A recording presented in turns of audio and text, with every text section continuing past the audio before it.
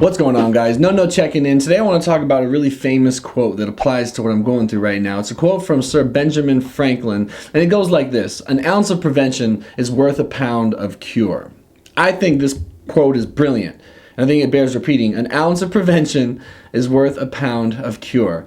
Now, if you're like me and you have a history or a current circumstance of depression, anxiety, depersonalization, mental health issue, you should live by that statement. I should live by that principle, because Lord knows most of us would go back and we would do things differently.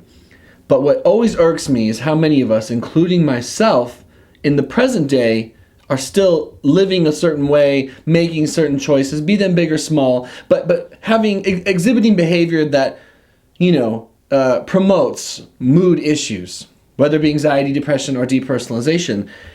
And when things are going well, when you're doing well, when you're feeling good, you don't really care if, let's say, your diet's gone to shit, or if you're choosing to engage in risky behavior, let's say with drugs or alcohol, or you're screwing yourself on sleep, or, whatever your self-care that you're foregoing.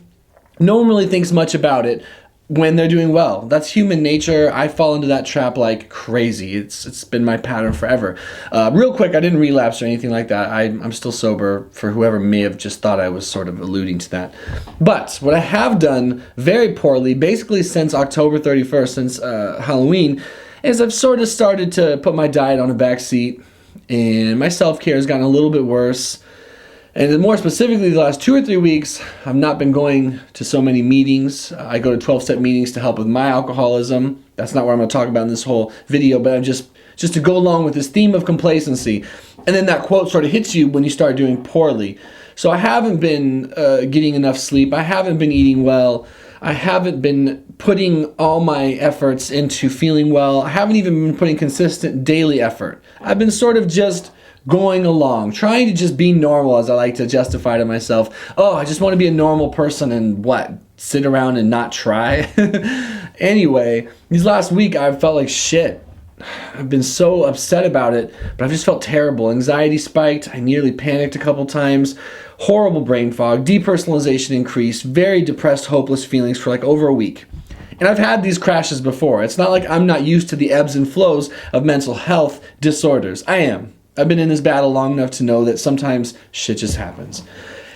And to not take it too personal, But where this quote, "an ounce of prevention is worth a pound of cure," really hits home for me are in times like this, where I know I have not been living as well as I could be living, And we could all try to be better, and I'm not being overly critical of myself. I take this with a clear mind, in that, we're all human, we do the best we can, but it's a lot easier, in my opinion, and maybe you don't agree with this, but I think it's a lot easier to accept that you feel like shit when you're doing the right things and you just know, oh, hey, you're in a downturn. It'll come back. But when you're doing all these things you shouldn't be doing, and it's harder for me to accept that my mood's been terrible when I realize that I'm largely to blame. I could be very much the culprit, because then you're wondering, oh no, what is it? Is it my diet?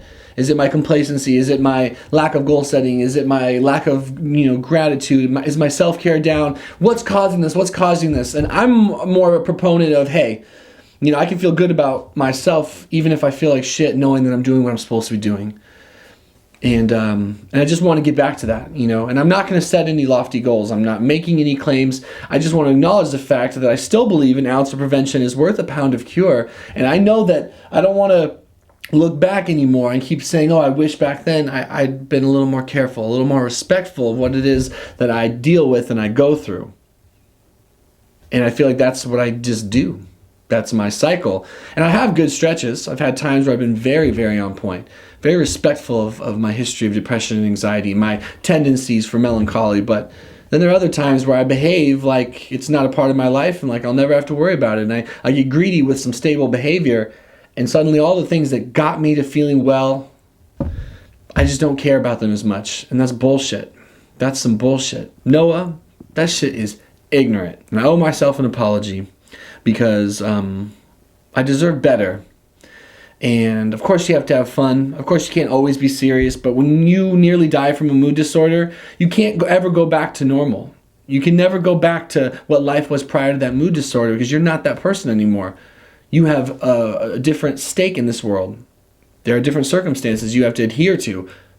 And if you don't, you'll suffer the consequences. And I feel like that's sort of what happened here for me. Now, of course, there are a lot of other factors, and I'm not trying to overly read into the fact that I've just felt terrible for the last week and a half. Horrible depression feeling, horrible anxiety feeling. But I know better, and I want to live like I know better more consistently. And that's all. That's all I want to say. So thank you for your time. I hope that was worth something to you. I've always just appreciated being able to vent. This is therapeutic for me. So I'm glad I could say it. It's a good reminder. I like looking back and seeing, yep, that's how you felt. That's what you want. And this is what I want. I want to behave in a way that promotes my mental health to be stable. It starts with my diet, but it trickles down to everything else. And I just want to get back on track. And that's all. I'm not going to set any specifics. And I'm not mad at myself in the sense that I think I'm a bad person. I'm just human, and I'm learning as I go.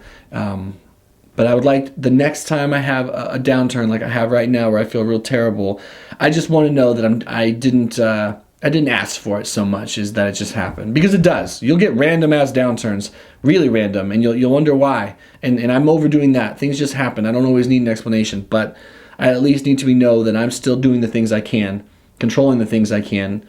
And while I've done okay, it's just not good enough. Because when I suffer, people around me suffer, in just the sense that, that a lot of people count on me and depend on me in my life, and I want to be able to be consistent for them and consistent for myself. So anyway, I appreciate you guys. I look forward to seeing you in the next video. Leave me feedback. Tell me if you can relate. Tell me if you agree, you disagree. I love hearing from you guys.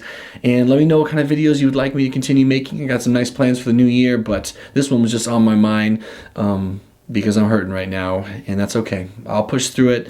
And I hopefully enough will be enough, and I'll learn from my mistakes. I'm grateful to still be sober, grateful to have you guys, grateful for family, feeling blessed. This is just part of life for someone who suffers mood disorders, and it can be hard. But I'm not alone. I have you guys. I have a great support system. One day, 1 hour, 1 minute at a time, I can get through it. We can get through it together. I'll see you guys in the next video, and thank you so much for your time.